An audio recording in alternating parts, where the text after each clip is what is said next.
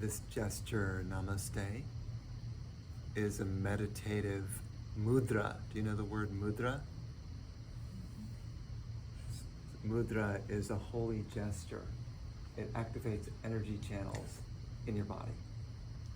So when you do it like this against your heart, namaste, you're activating the realization that the divinity within you is the same as the divinity within me. So you're activating the oneness principle when you say namaste. It's not like namaste, like hello, like we say. It's like we use it so casually. It's like, oh no, divinity is shining through you as it is shining through me. That's the recognition. What a beautiful gesture, don't you think? Such a great reminder. It's so simple. And to me, the spiritual path, or even religion, is about reminding that God is everywhere, or spirit is everywhere. It's a reminder, religion, remembering this truth. Now, our experience as a human being, we're coming through all these filters, and so seeing separation. Kind of like light passes through a prism, a white light passes through a prism, and what does it turn into? Rainbow. Yeah, rainbow. Rainbow, right? Many colors. What's that song, Joseph? Multicolored Coat? Technicolor Coat? Technical like that, yeah. Yeah, it's so many colors. Same thing, the infinite light of God seems to pass through these little prisms of human minds and create this whole universe. And so we all live in our own universe, which is our dream, if you want to call it, or all of our colors. But ultimately, we are the original light. There is only that one light. And so we're trying to discover and experience that one light, not just talk about it. I could talk all day, my head off, and think, oh, I wish I'm infinite light, I'm infinite light. And then someone says something really mean to me on Facebook, like writes a mean comment or something, maybe just one word. And we're just so upset at that person. And in that moment, forget that is infinite light also. So here we are reacting to all these things when it's really God playing with itself. All along. It's just we're blind to it. So then how do you take off those veils that see separation? Really, that's the point. How do we take off the veils so we can actually see the one light? Because that one light, so full of joy, peace, love. I was describing that in the talk. So much fulfillment living in that consciousness of one light. Your life, joy beyond comprehension. Imagine your greatest joy, I don't know, child being born or something like that. Imagine multiplying that by 1,000,000 times, and you might come close to like what it feels, that kind of joy. You cannot contain yourself, it's so powerful. And so, how do you take off the veils so you can see the one light? And that's why I'm chanting the mantras with you. The mantras are power words that take down the veils. Sounds kind of magical, mystical. You're like, oh, that's impossible. But it does, it works. I've witnessed it across the country, so many people. Recently, one woman I stayed with was having trouble with sleeping. Guess what I gave her? A sleep mantra. Rockabye baby. No, it wasn't like that. It was a Sanskrit mantra. So it was a mantra I gave her that activates your inner sleep power. In Sanskrit, they call it nidra. Nidra. You call it like yoga nidra. Yoga nidra is where these great saints and yogis Well, they'll lie their body down and relax, but they don't sleep. They go into deep meditation. They're totally aware at night, all night long. They never sleep. They never go into oblivion like we do. They've gone beyond sleep. Powerful. Yoga Nidra. So there's a mantra to help to activate that sleep quality inside you to get a better night's sleep, and then ultimately go into meditation during your sleep instead of normal sleep. Not only that, but when some of the filters come down and you start to experience more of the oneness principle, you're so relaxed, so at peace that your inner system is constantly rejuvenating you, so you don't need to sleep. It's like you're walking in deep sleep, but totally aware. Always rejuvenated. So, has anyone seen Amma the Hugging Saint? Anyone? Okay, so Amma, I think, is coming to New York. New York City in a few days. She's a great sage, great saint. She travels around the world and gives people hugs. That's her blessing for people. And thousands and thousands, millions of people come to see her. You should see it. When you go into that room where she is, if you go to New York City and decide to go see her, that place is crowded with a couple of thousand people waiting in line to get a hug. Because her energy is so pure. It's out of this world. I mean, I've gotten a number of hugs from her. They're really sweet. And it's electrifying. Even walking into the room itself feels electric. So no wonder people come and see her. They call her an aspect of the Divine Mother. So she gives people hugs. And then that's your blessing. And then you feel some of the veils that are blocking you from experiencing your soul just sort of fall away. Bit by bit, you take away these veils through different spiritual practices until you see clearly. What's that song? I can see clearly now, the rain is gone. We need rain though here, I think. Yeah, We do. excellent. Yeah. But yeah, you see clearly. You see the source is everywhere, in you and everywhere. Everything is scintillating and beautiful.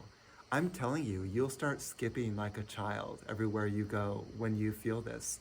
The love and the joy is so strong. In Sanskrit, they call it ananda. Ananda means bliss. Bliss is overwhelming. And that's why it's so shocking to be around a true saint that is in that state all the time. It feels like an energy bath. That's why I go great distances to visit him. It's not just because I'm having a relaxing time and listening to some spiritual talks. I go all the way to India, thousands of miles, with so many resources just to get there. And you know how uncomfortable India is. Has anyone been? Yeah, I traveled as a wandering sadhu for 4 months in India. The sadhus are the ones that wear the orange, and they're renunciates. They don't have anything. And they just wander around and they receive food from householders who are willing to support them as they work on their path to realize God and share the energy with others. I would be considered as an American sadhu, which is weird in the US. In India, it's more normal. That's a tradition where you feed the sadhu, you house the sadhu, you help them out. Because you see that they're a benefit to society because they're bringing good energy into the world.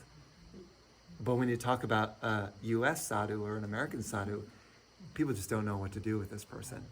You're homeless? Why don't you get a real job? Yeah. That kind of thing, that kind of mentality. Like, what do you do with that?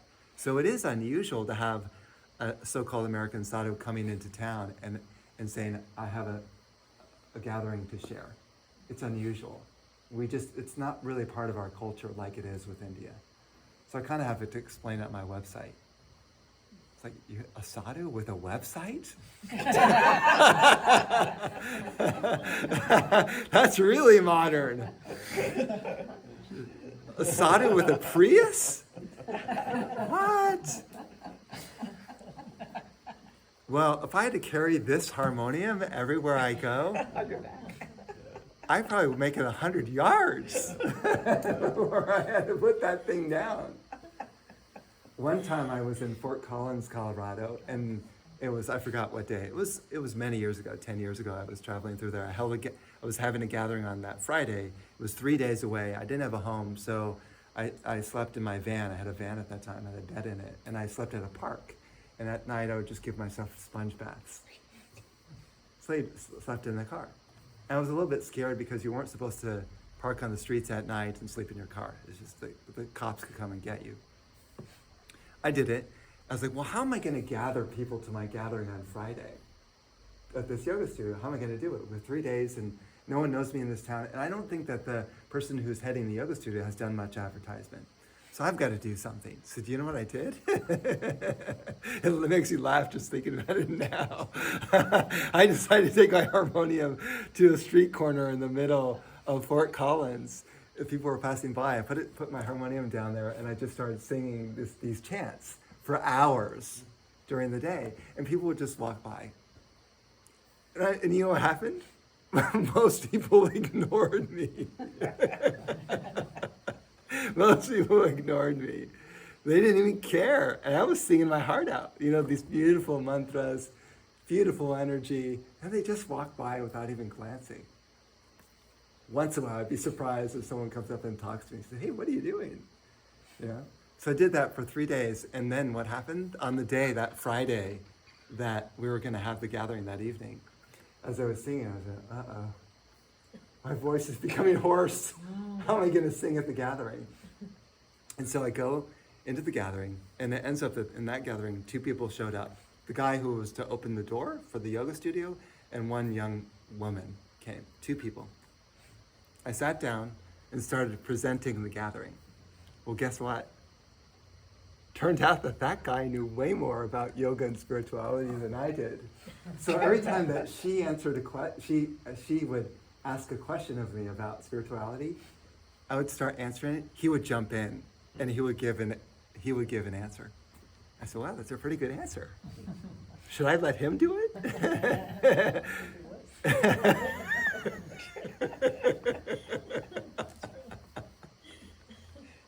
Or sign language.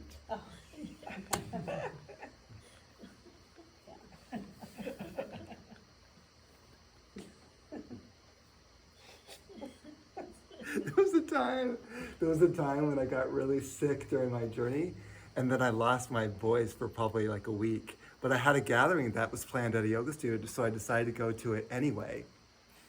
And as I was talking, I was like, so spiritual. And it was like just barely a whisper. So I just started to sort of gesture. So the whole thing was just kind of gesturing, trying to convey the spiritual message. And at the end, and then I walked out and it was done. That was a weird gathering.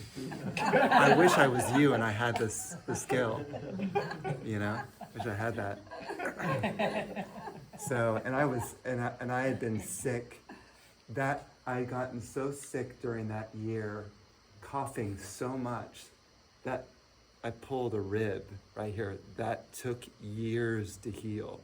It was that severe. And I was on the road relying on the goodwill of people to house me, who would take sympathy. And here I was, coughing and coughing and coughing. Like, it's not so easy of a journey. When you get sick, what do? They think you have COVID. Get out of my house.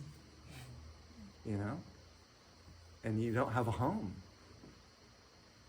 You could sleep in a campsite and get eaten by mosquitoes. So being a wandering sadhu is not the easiest thing, and not for everyone. And it doesn't mean that people have to renounce in order to spiritually progress or even become a minimalist. They don't need to. What's more important is what you think about all day long is what you become. So I mentioned that at the talk.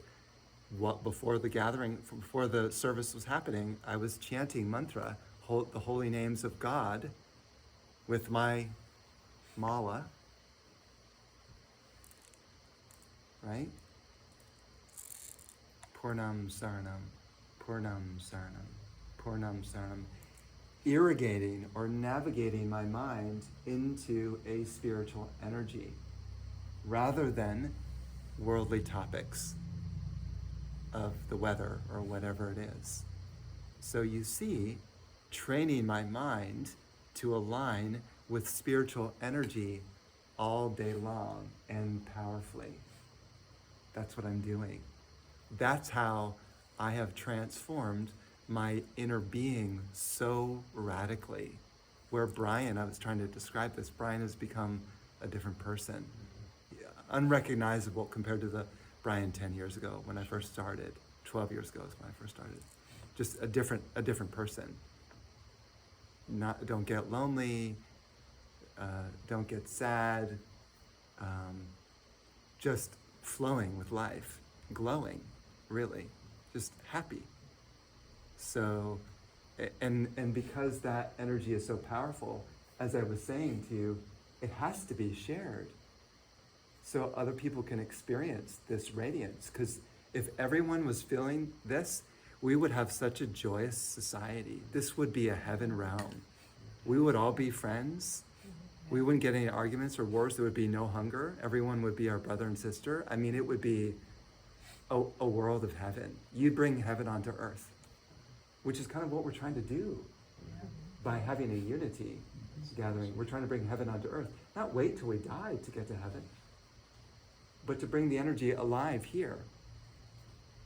But you have to wake it up. So that's the mantra. The bottom line is, mantra has been really powerful and easy for me to do, especially the short ones.